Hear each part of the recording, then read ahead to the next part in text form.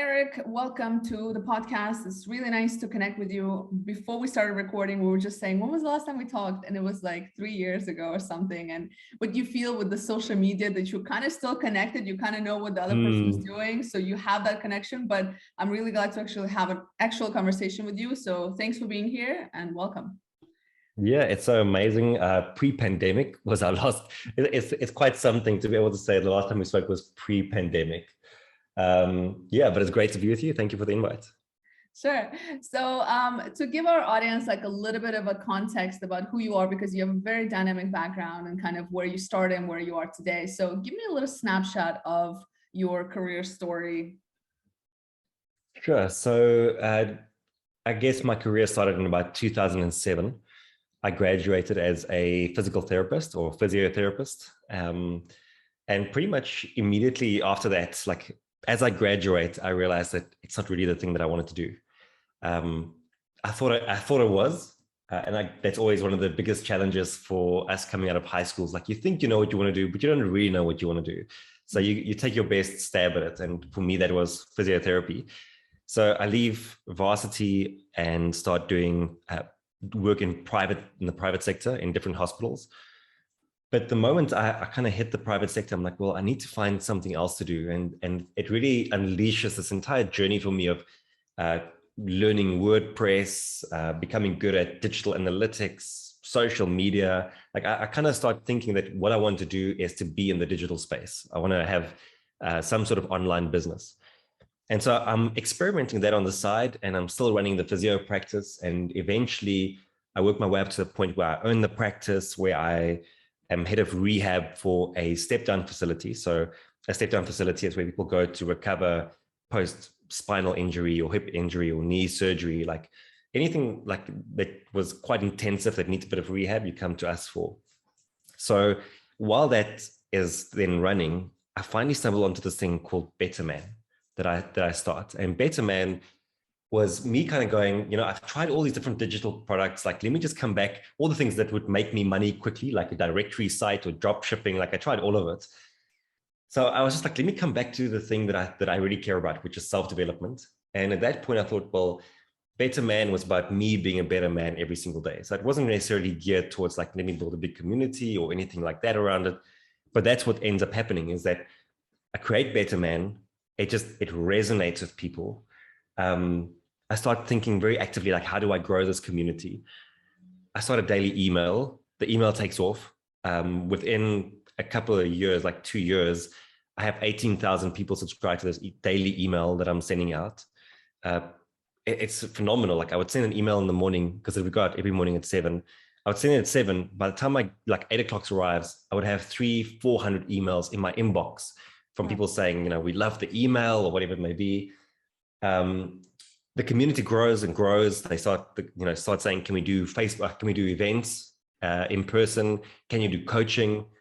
And at that time, I couldn't do any of those things. But as an entrepreneur, you always say yes, and then you just kind of figure it out. Yeah. So I was like, okay, yeah, sure, I can coach. And I started coaching a little bit.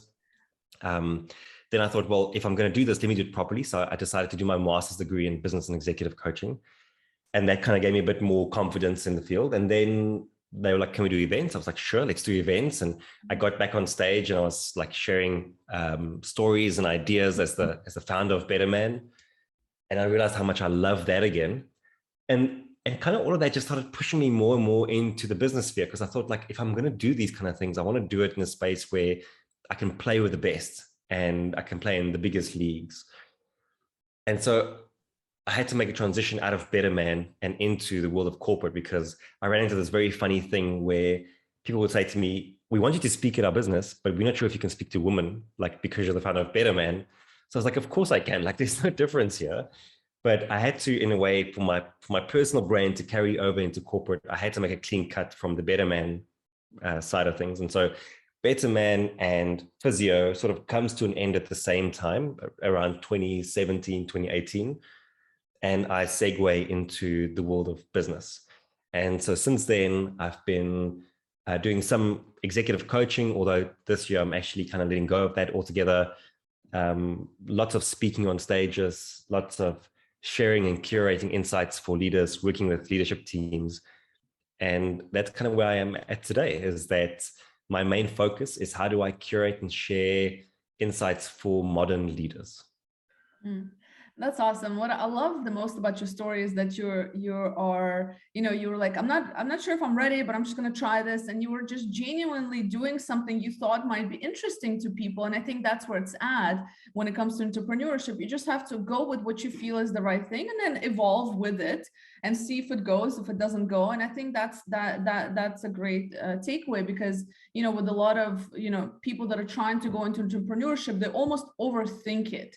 So it's like, you just do it, like just get started. It doesn't have to be perfect. You're probably going to change 10,000 times before you actually get to your final, or not even final. I don't believe in a final, but before you get to that next thing. And that's entrepreneurship at the end of the day. It's so funny because just before our call, I was speaking to a coach who's just like starting his journey into the coaching industry. And I'm like speaking to him so how much coaching have you done? He's like, no, I've done no coaching, but I've been figuring out like my brand and who I want to be. And I'm like, but the problem is like, you haven't been building your skill. You've just been like spinning. And he's like, yeah, I've just been spinning. You know what I need to do is I need to go and figure out why I'm spinning. I'm like, no. What you need to do is you need to go and do something, because the only way that you get to real clarity is by like execution. And like through that, you discover and you explore new things. So like, no, don't go and figure out what is wrong or what is preventing you from taking action, because that is just more of an excuse for you to spin around in your head. Just go and do something. Like I promise you, that is the best way for you to get to any level of clarity. And whatever you have in your mind that you think is clarity right now is going to be obliterated once you start doing things and you realize that actually there's an entirely new world that I'm discovering as I'm moving forward. Hey, you, thanks for watching. If you're enjoying this episode, make sure to share it with friends and family who might find it interesting. Make sure to hit the subscribe button as well to stay up to date on weekly new videos that are going to be coming out with some awesome guests that I bring on. And if you have any questions, use the comment section to ask me questions, to interact. I look forward to talking to you. I'm moving forward. 100%. 100%. This is where I very much appreciate your podcast as well. I'm a big fan of the Expansive podcast, and because it challenges me every time. I'm like, man, I was like, there they go. They're saying something again. Like, you make me, like things that are like, okay, stop BSing, basically. Like, actually, this is the reality, or like, just get you to think in a different way. And I love that. And action, it really comes down to action. And from a coaching perspective, I'm a huge believer in coaching. And I think we all need it, because we need somebody to just basically like have us own up to our own BS, essentially, and it's not everybody that is able to do that. So to have the courage to be like, to listen to somebody else's, or like to have somebody ask you questions or bring up certain things, you're like, okay, well, maybe I'm just not doing the right thing, and maybe, or whatever it is. And so I think that taking action versus being in your own head is essential there.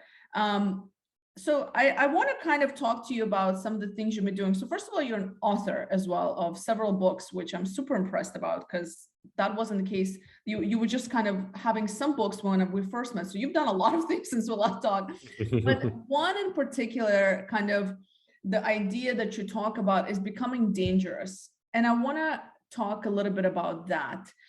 So talk to me about, just give us a context again, like, what is it? What is this? Where did this come from to become dangerous? Yeah, so the book is coming out, so that specific one is coming out in April. And wow, it's an idea that has really transformed my life. And it actually came out of a coaching conversation. So about 3 years ago, another like sort of pre-pandemic thing, I was speaking to this coaching client of mine, and it was like the weirdest thing to observe, because he was the CEO of a very successful company that had about 600, 700 employees. And everything in his life was going phenomenally well. Like you wouldn't look at him and go like, oh, there's something wrong. Like everything was going well. Like his team was excelling. He had a good relationship with his wife, with his kids. He was in a good, healthy state. But yet, when he woke up in the mornings, he was waking up without excitement, without enthusiasm for the day. He wasn't feeling challenged. And it was quite clear to me that he was in survival mode. And survival mode is both a physical and a mental thing. It can be a physical thing where you are literally like fighting for your life, fighting for your business, fighting to get money in for the end of the month. But it can also be a mental thing where things around you are going well, but mentally you get stuck into survival mode. And survival mode then has three characteristics. Like you are reactive to what's happening around you all the time. You are operating from fear, frustration, and anxiety. And the things you do in survival mode keep you in survival mode. Now, when I looked at that, I was like, well, survival mode here isn't the thing. It's just a symptom of the thing. Like there's something else happening here. And like in med school, they always drilled that into us. It's like when you see something, like don't assume that that's the cause and the symptom. Like the cause might be higher up in the kinetic chain when you're assessing the body. Like it might not be, if someone has a knee injury, the cause might be coming from the glutes or from the back. But if you only treat the knee, then that is going to recur all the time. So I thought, well, what is the cause here? Like what leads us to survival mode? And I remember sitting down and thinking one day, like I was just reflecting on it, and I just stumbled onto the word harmless, that we encounter all of these threats in our life, and often we aren't up to it. Or in his case, you become complacent, and over time, it kind of dulls your skill and your senses. And so because of that, you run into these challenges, you don't have what it takes, they knock you back, and you end up in survival mode. And I remember speaking to him about this, and I said to him, I think if I look at you, it feels to me like you are in survival mode, and you're in survival mode because you've become harmless. And I could just see that moment, like it dawned on him, and he's like, I think you're right. That's a good description for what I'm feeling. And so we spoke about it for a while, and then I said, well, if you're not going to be harmless, then what are you going to be? And he said, dangerous. And like the moment he said that, like I just knew like this was something that, it completely created a paradigm shift for me and for him. And I think what happened after that is that we defined a new state that's all about having agency in your life, that's all about becoming a threat to the threat in your life, that's all about rising to the level of your challenges. And since then, like it's really changed my perspective on how I look at the challenges in my own life. So dangerous in a nutshell is to say, well, there are all these threats in our lives, and much of the success that you will achieve in life determines on how you respond to those threats. And by the way, when I say there are many threats, it's not a pessimistic thing to say. It's just reality that everything you love is being threatened in some way. So how you respond to those threats then matter. And if you don't have the skill or the will to take on a threat, then you're going to be harmless against that threat, and you will end up in survival mode. And the alternative response to that is that you get to be dangerous, is that you get to be a threat to the threat and a danger to the danger. And if you can do that, you overcome your challenges and your threats. So you achieve your goals, but more than that, you also achieve a sense of personal transformation. And in a nutshell, that really is like, it's like the biggest call to action that I have for people. It's like, don't be harmless, be dangerous, like have like something to you, Yeah, absolutely. No, that's such an interesting concept. And when I saw you talk about this, like, this is so good. And you're right, it's so good. It's just, it's realizing that, listen, things are just going to happen. So it's almost like, how can you be proactive to keep up with everything that's going to be coming your way? And the reality is, kind of the more you grow on a personal and professional level, the more dangerous you have to become.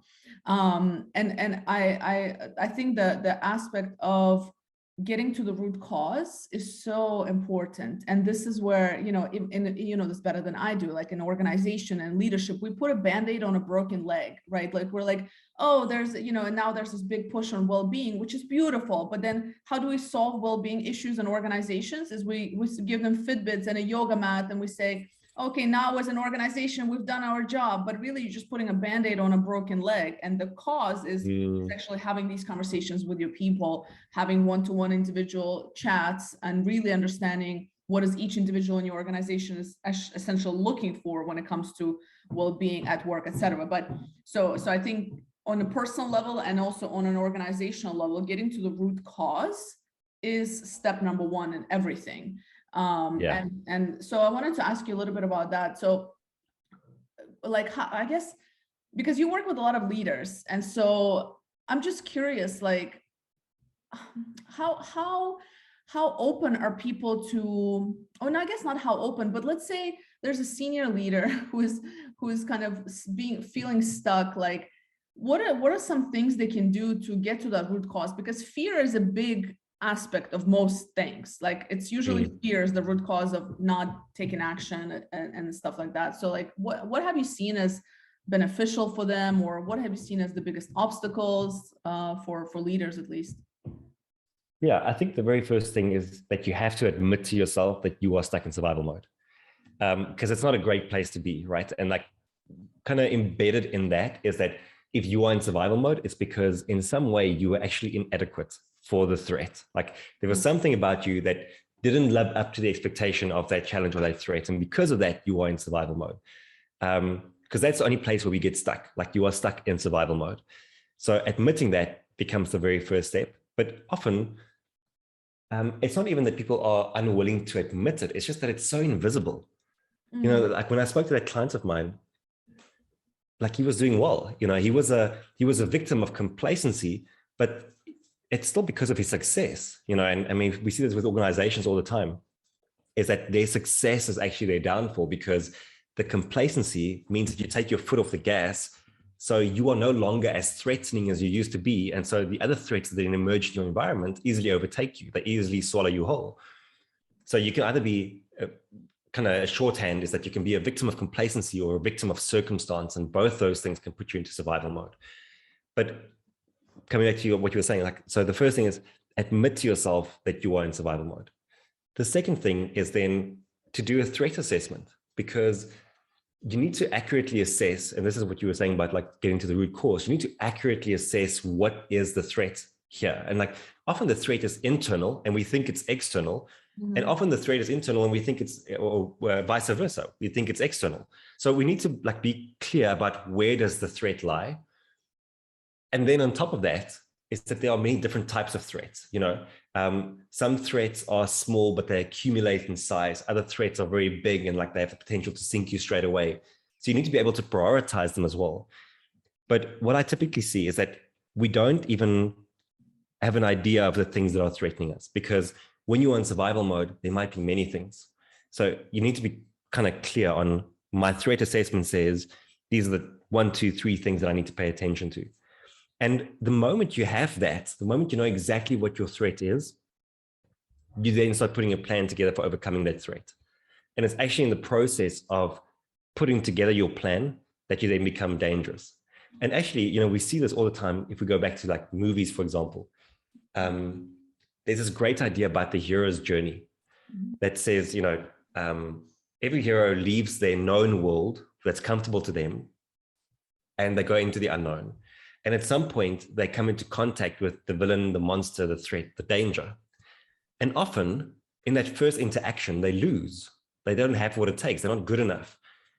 And then they have to go back. They have to go and build that belief in themselves. They have to go get better, faster, stronger. They have to do more training. And what you're actually seeing when you see that is the process of becoming dangerous. And then once they've gone through that process and they encounter the threat again, they have what it takes and they overcome the threat because they've become a threat to the threat and a danger to the danger. And so that's kind of, you know, it's almost a shortcut for like personal evolution, is that, you know, where do I begin? How do I improve myself? Well, identify your threat and become the kind of person that can overcome that threat. And in doing that, your threat becomes your biggest invitation to your better self. I love the whole idea of becoming, like you've said it several times. And I think it just comes down to that. Like you almost have to become this next version of yourself, to that you need to rise to a specific level, right? To be the person that you need to be to face the threat or whatever the circumstances are. So another question then is, what at least what I see in some interactions that I have is that people like, okay, well, I really want to get to that next level, but then their environment is limiting them.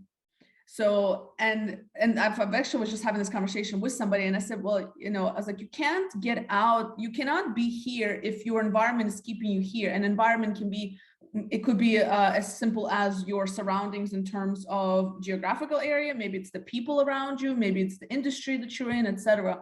So what do you think about that? Do you feel like sometimes we have to just disconnect from everything that we know? And how do you feel about that? Yeah, I think you are spot on. I've been actually thinking about that quite a lot myself because, and I mean, you would have gone through this too because you also relocated. But I moved from Johannesburg to Cape Town end of last year. And if I look at my routine at the moment, I'm so much healthier. I'm so much more focused. I'm also so much more relaxed. And I 100% put that down to the fact that my environment is so different. Where we were in Joburg, like we had a nice enough house. It was, but we were so stuck in our routine in that house. And unfortunately, I think because of the pandemic, because of like everything that happened around us over the past 2 years, I feel like that routine devolved instead of evolved. You know, like it just became this very monotonous process that we were going through. And the moment we yanked ourselves out of that environment and we put ourselves in an environment where the ocean is like 8 minutes away, we have the most beautiful like nature reserves to take the dogs to like 8 minutes away. The sun here goes down at 8:30 at night. So like when you're done with your day at 5, it feels like you move into the third part of the day where you can do more things because the sun is still up for like I literally, the craziest thing to me, maybe this won't be like appeal to you or your listeners, but if you're a golfer, it'll appeal to you. So like if you play golf, it takes you about 3 to 4 hours if you can move really quickly. Like you'll play it about 3 to 4 hours for 18 holes. So usually the last tee off that you would play would be somewhere around like 2 o'clock. And then you'll finish at 5, it's getting dark, you can't see the ball anymore. Yeah. Here, I've literally teed off at 5 o'clock with a friend, finished at 8 o'clock at night. And we were still like, can you believe we can still see the ball? Like, what the hell's happening here? Like, it feels like there's an entire extra part of the day, but all of that is enabled by the environment. And it's like, it's a tough thing to think about because it means that our environment dictates a lot of our behavior. And how do we change our environment when it can be quite a big thing to change? Like, sure, there's small ways to change it. And I think we have to be creative because we can't just relocate every now and then. But I think it also, so the one thing is like, how can you find creative ways to change your environment? I guess the cliche example here is like, if you're on a diet, remove all the sugar from your house so that there's no temptation there. Like, so small ways that you can kind of nudge your behavior in the right direction by tweaking your environment. But I also think it should give us more empathy for people who are in less than ideal environments. Because can you imagine how tough it must be, like to transcend an environment that is really pushing you down, holding you back? I often wonder, like, if I was born into a different kind of environment, would I have had the willpower to rise above that? Like knowing that your environment has such a gravitational pull on you. Yeah, so I think those two things have been kind of playing in my mind a lot. Did you see that, like, that your environment like totally changed your routine and for the better?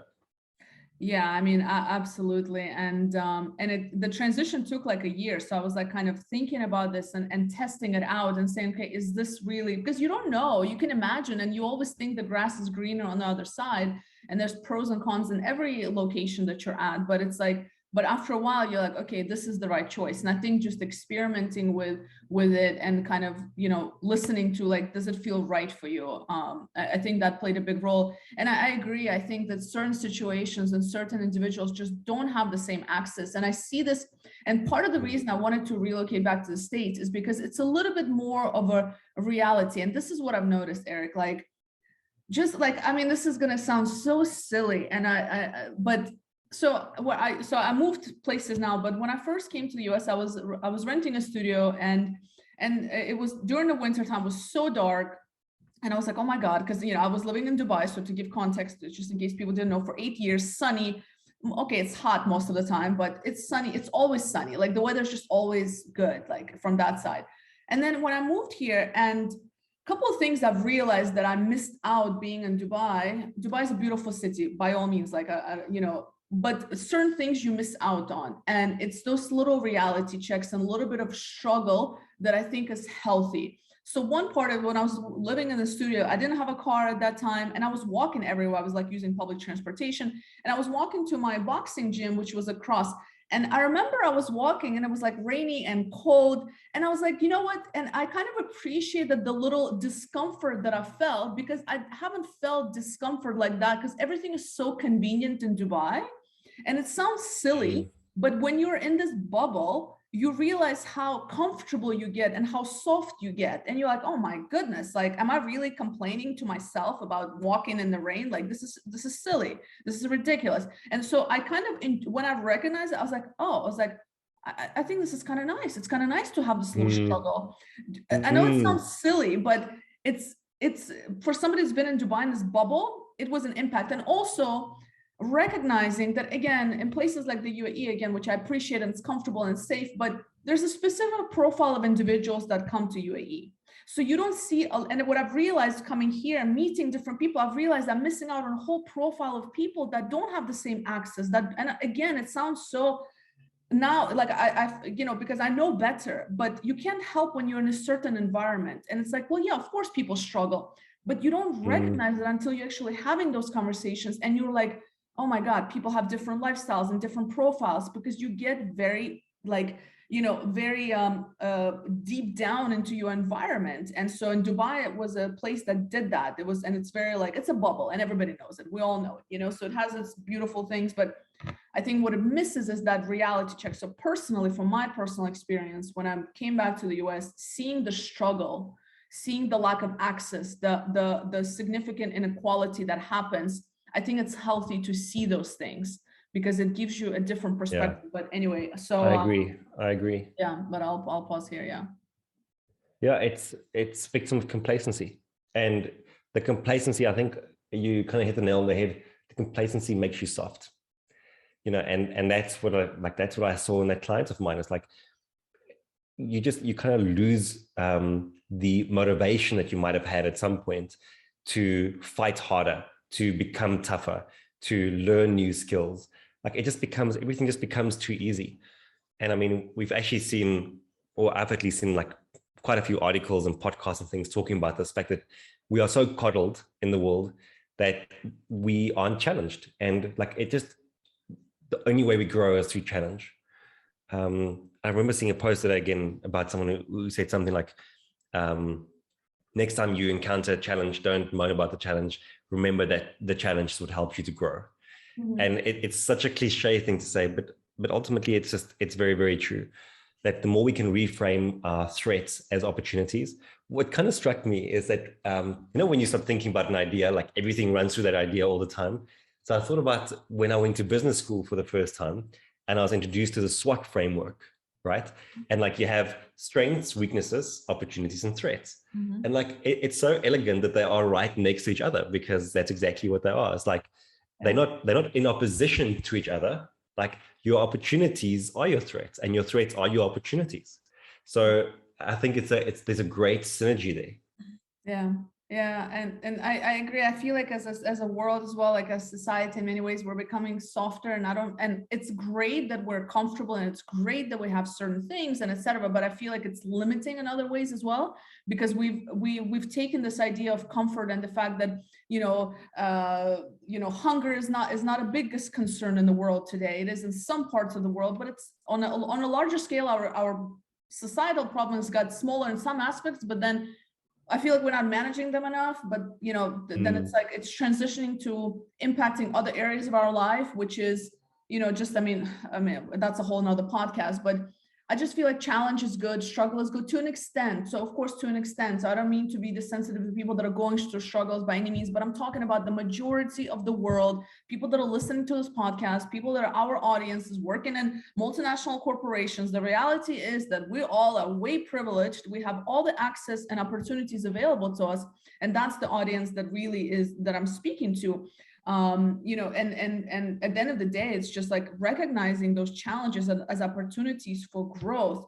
And what bothers me today is that the young people, the fresh graduates coming out, and I feel strongly about this stuff, the gap that's happening between world of universities and education systems and the corporate world.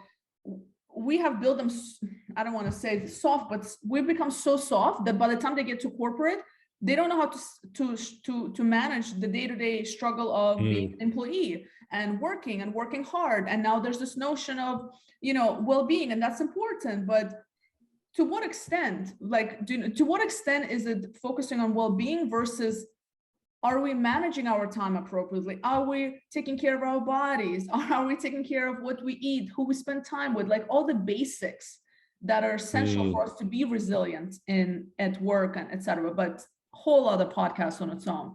But yeah. Have you heard of learned helplessness? Yes. You have. Let me tell your audience about it then. Please, so learned helplessness is the idea that obviously like people over time can be taught to be helpless. And it's actually something they use in torture, because they want people to feel like without my intervention as the person who's torturing you, like there's no hope for you. So it's a very effective mental mechanism for hopelessness.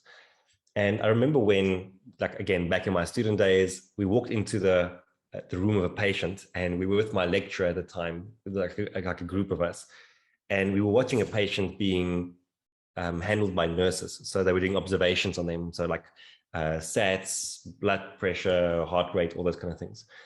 And the nurse very like lovingly and caringly went and picked up the guy's food and brought it over to him and started feeding him. And it's like, it's a very like nursing like thing to do, right? Like very caring thing to do. And the lecturer freaked out. She's like, what are you doing? Like, how are you like feeding this patient? And it turns out that like he had a knee replacement, right? And like there's nothing wrong with his hands. He can feed himself. But very often through wanting to help other people, we actually strip them of their power. We coddle them to the point where they start thinking that they don't have the power or the agency to influence their own lives. And so like what you get taught then in med school is that you let someone struggle to the point where they can't struggle no more, and then you help them. And with small things, right? Like someone drops like a knee replacement patient sitting, he drops a spoon on the floor. You don't just rush and grab it for him. You let them like figure it out. You let them like see what they can do. Like, how do they maneuver, figure it out. And then that like it in a way, it also protects their dignity. And so I think a similar thing happens in the world, is that if we want to rescue people all the time, if we want to protect them from what's happening in the world around them, then we don't allow them to develop the agency muscle, the rigor to fend for themselves. And I think that's a big challenge, especially in a world that's becoming more and more comfortable, more and more safe. Safety is actually the most dangerous thing here. There's this great quote from, who was it? I think it was Nietzsche. He said, to live dangerously is the most, I'm paraphrasing it now, like, it's so funny because I have the slide in my talk and I can like visualize the slide, but I can't see the words right now. But it's something about the lines of live dangerously, for it is the most fruitful and exciting way to live your life. And then he says something along the lines of like, build your cities on the slopes of Vesuvius and send your ships into uncharted seas. And I think what he understood all the way back then is that a safe life is a boring life, and a safe life is a mundane life, and a safe life means that there's probably not much growth that's happening there. And so the only way that we get to escape that is that we have to expose ourselves to the threats and the challenges that are around us, and they are there all the time. But we need to be willing to face them. And as we do that, then we get to sort of call out the better part of ourselves. Yeah. And, and I struggle with this, and I keep going back and forth in a sense that like, okay, well, maybe not everybody wants to be having this, maybe not everybody wants to have this career or start a bit of become an entrepreneur. And I think that's fair, but I also feel that at some point, and I wonder how much of it, again, environment has to do with it. So, and I'm just biased because everybody in my network are very kind of driven and entrepreneurs, because that's what I enjoy, and that's where I grow the most.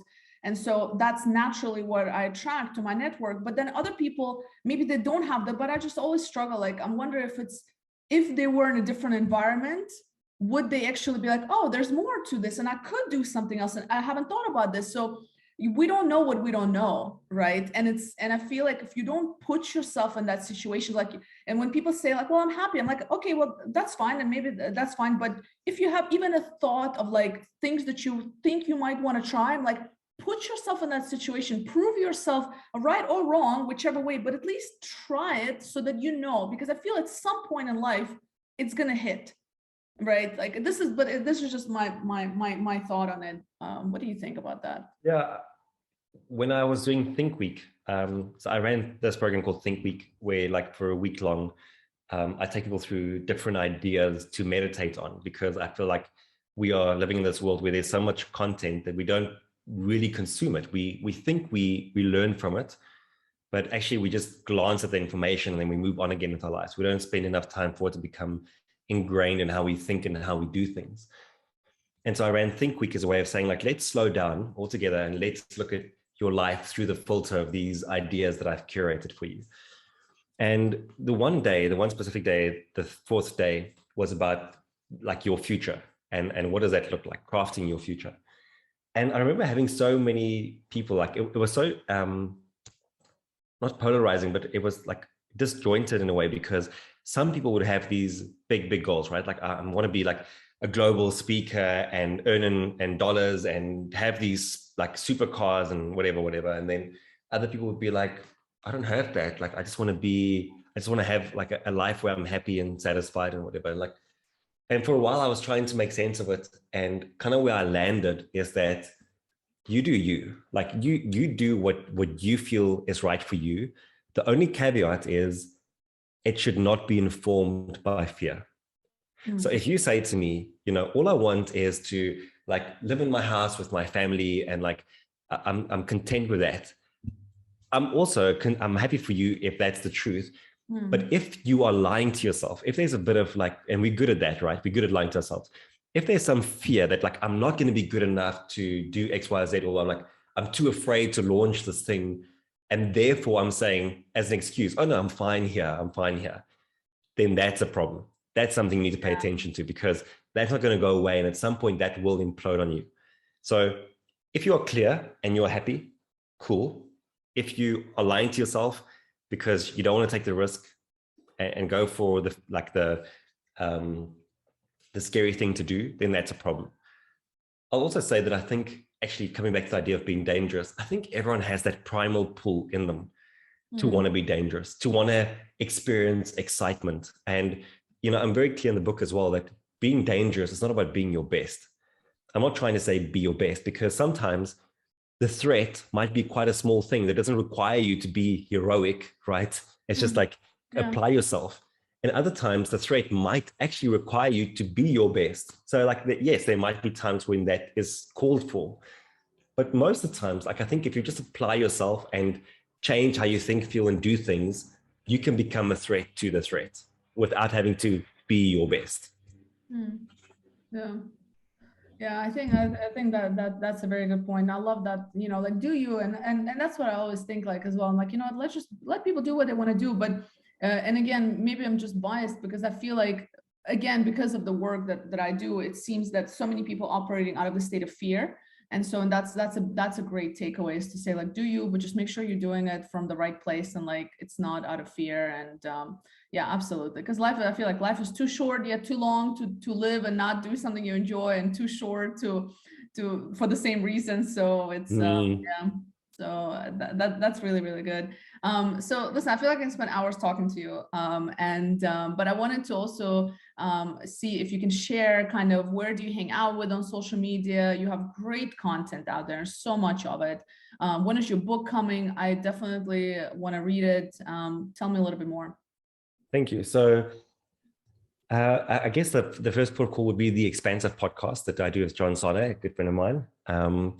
That comes out once a week. So we really enjoy hosting the podcast, and I think it also comes through in the delivery of it. So people can go check that out. And then erikkruger.com kind of links you to everything else. But where I most like to hang out is actually on YouTube and on LinkedIn. So people can connect to me there. Okay, awesome. Yeah, and I'm a huge fan of your podcast. It's really, I mean, like I told you before, I said this is something like when I'm working out in the morning or something, or I need like a little like I need somebody to check me, because that's what I feel like you guys do. You say certain things, like I feel like I'm like, okay, well, I think I'm doing all right in this aspect. And then I see a topic and I was like, oh my God, I know if I listen to this, they're going to make me triple think everything. They're going to make me be like, damn it, this is not, and it happens every time. And I appreciate it so much. It's like having mentors and coaches in that, 20, 30-minute episode that you guys do is so impactful. I truly, truly mean it. It's one of the best things I listen to. It's one of my top podcasts. Amazing. Thank you so much. It's very, very good. So I definitely highly recommend for people to listen to it. So anyway, I look forward to your book. Final question I just want to ask you that I ask everybody: if you had a magic wand to make something happen in the work and the mission that you have, what would you like to see happen in the world or in your world? Oh, that's a very big and loaded question. I guess something that's like top of mind for me, and I don't know if this is like, it's not really to do with my work, but like the one thing that's top of mind of me is like, I just saw this dude from West Ham. I don't know if you saw that, that abused this like cat. It's like, I don't want to like end this podcast on a somber note, but I would wave the wand and abolish animal abuse. I think that's what I would do. That's kind of top of mind for me at the moment. Yeah, I love that. Yeah. I love that animals are the best. All right, and you have two beautiful dogs, which were there earlier in the beginning, and then they went away. But you can check them out on your Instagram. I'll follow your Instagram just to see your dogs. So anyway, thank you so much again. Thank you so much. And we speak soon. Thank you. Bye-bye.